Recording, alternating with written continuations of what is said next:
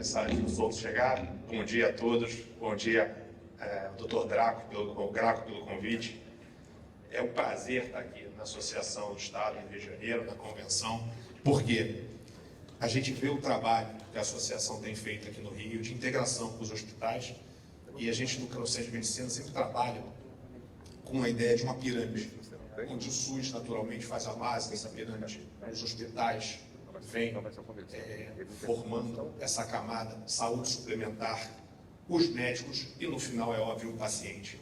Então, o nosso foco é sempre de ouvido muito aberto, a gente está sempre muito aberto para todas as inovações. O Dr. Miura falou há pouco agora sobre cirurgia robótica. Eu me lembro quando a cirurgia robótica já estava nessa gestão. Eu hoje estou licenciado da Procuradoria desde fevereiro, da Procuradoria do CREMEST, por uma questão de doutorado, mas imagino que volte em breve.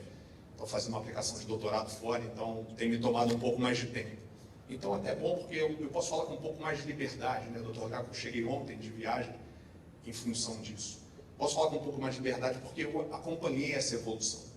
Então, dentro dessa pirâmide, é muito importante ter entender a complexidade e a interação dessas áreas. E o que o CREMERG pode fazer para contribuir? Eu acho que o CREMERG tem que ser um grande um instrumento de realização das vontades da medicina e da saúde no Rio de Janeiro e no Brasil. O CFM não é diferente. Dentro do turismo médico, você tem um quadripé, né, um quadrípede, que é paciente, oportunidade, hospitais com capacidade, médico capacitado e normatização para dar segurança para que esses três outros elementos tenham segurança. Então, o que o Conselho de Medicina ele pode ajudar e fomentar nessas atividades? Sem dúvida que é na parte da normatização. E por incrível que pareça, por mais que o tema remonte aqui a nós, desde a época do professor Pitangui, na cirurgia plástica, eu imagino que a gente esteja falando de mais ou menos uns 30 anos atrás, de turismo médico muito arraigado, né? A gente conversava agora com o Coronel Miura sobre Angola, outros países de língua portuguesa que tinham esse turismo muito forte e que de um tempo para cá veio caindo. Acho que ano passado, acho que foram 12 mil, se não me engano, dados. Até o professor, o presidente Quintela conversava comigo há pouco sobre isso. Quando a gente compara com Taiwan, né, 1 milhão de atendimentos, e a gente é um país com muita riqueza, um potencial turístico enorme, por que a gente não desenvolve esse mercado? E aí o paciente, ele é o paciente de qualquer espécie, não tem naturalidade, nacionalidade do paciente.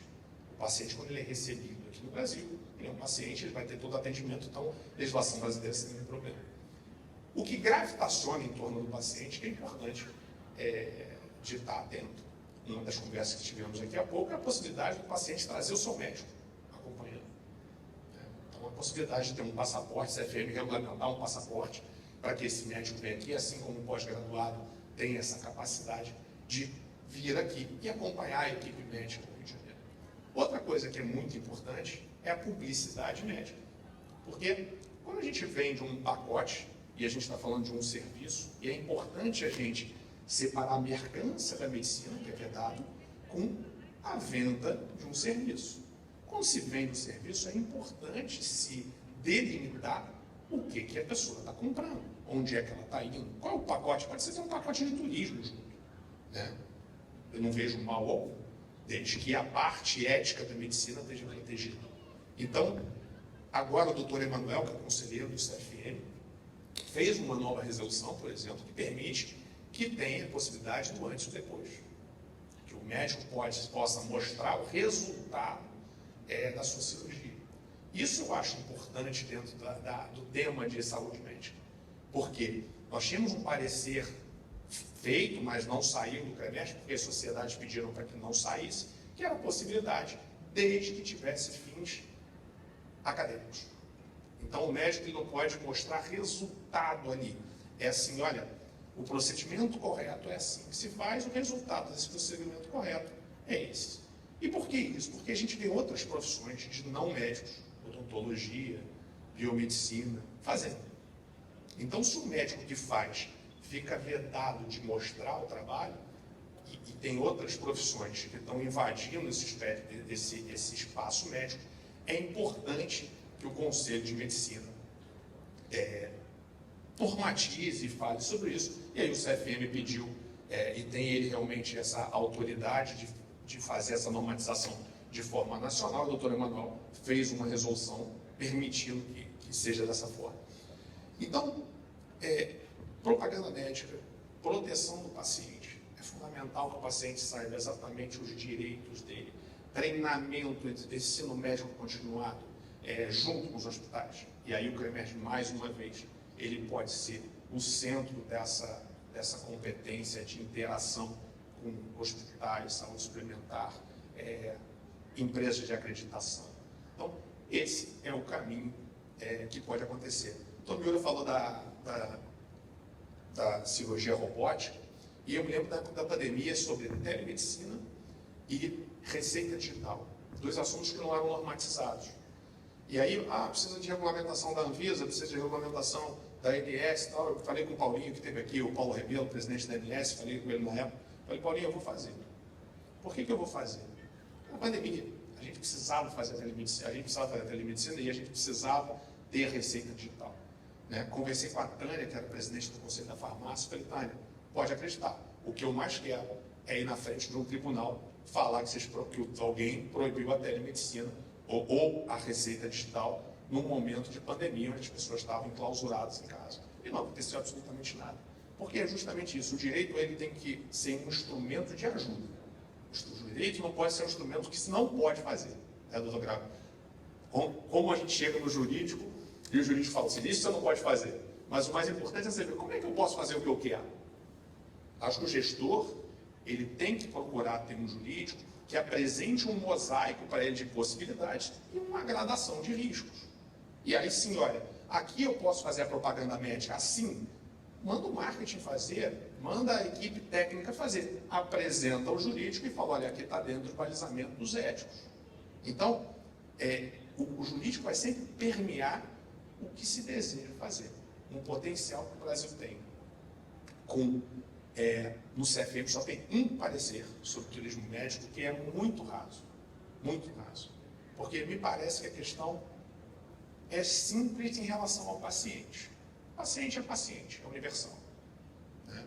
Agora, e os desdobramentos do paciente, acho que a própria telemedicina, o acompanhamento da nossa resolução, a resolução do CREMERG de telemedicina prevê, não pode, a primeira consulta ela deve ser presencial, principalmente se houver, aí tem uma diferença na resolução, se houver prescrição, né? Então, uma prescrição cirúrgica, um diagnóstico precisa ser presencial, ter uma anamnese, e é isso que a gente defende, sempre defendeu, mas tendo a consulta e o acompanhamento posterior, se faz por telemedicina.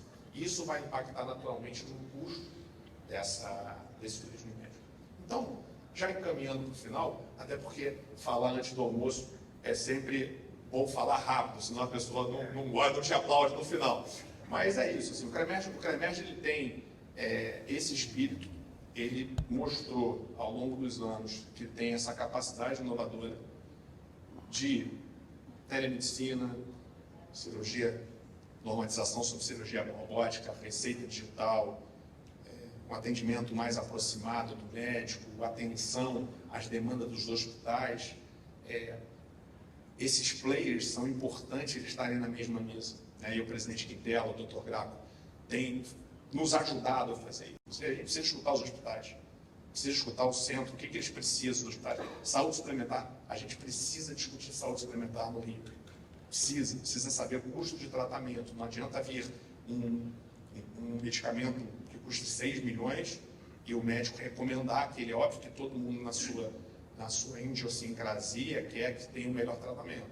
Mas quando você vai no sistema inglês, e aí sim, eu estava em Londres agora há pouco, conversando um pouco sobre isso, não tem saúde suplementar que suporte tratamento disso. Né? Eu estava conversando com o Dr. Benito, da Leste Fluminense, dizendo que ele paga aula de jiu-jitsu por uma determinação judicial.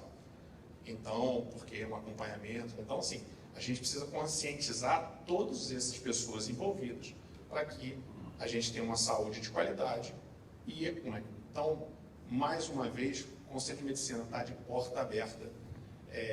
Eu acho que a gente pode contribuir muito para esse tema de turismo médico. A gente precisa ainda trazer, estava conversando com o Dr. Graco, na associação comercial hoje estão todos os consulados, né, dos países aqui no Rio de Janeiro, para que a gente tenha essa conversa, para que a gente leve esse assunto lá na origem, que são os nossos clientes. A gente está aqui querendo vender um serviço do Rio de Janeiro, um serviço de São Paulo, um serviço do Brasil, que a gente precisa ir lá no nosso comprador e tem potencial. A gente tem uma moeda mais alta do que a nossa, a gente tem médico qualificado, a gente tem hospital de excelência, a gente tem parte turística, Rio, Nordeste, São Paulo, São Paulo carioca falando de São Paulo de parte turística, eu vou falar dos restaurantes. Né? Não, mas São Paulo é uma cidade maravilhosa, então Brasília também, a gente tem, hoje tem uma Copa, o Red Star, DF Star, em São Paulo. Então, é isso que a gente tem que olhar, e é isso que a gente tem que se debruçar numa mesa para vender isso, né? Para quem é urologia, né? A doutora Miura estava falando, urologia, o desenvolvimento da urologia hoje no Brasil como especialidade, eu acho que é a especialidade com nível mundial número 1. Posso estar falando de forma meio leiga, mas pelo que eu viajo, conheço, não é isso. Então, mais uma vez, muito obrigado pelo convite, portas abertas para o que vocês precisarem, e eu acho que, finalizando, o jurídico tem que sempre dizer como se faz o que se quer fazer, e não vedar um desenvolvimento econômico que gera uma riqueza para o Estado, para o país e para todos nós. Muito obrigado.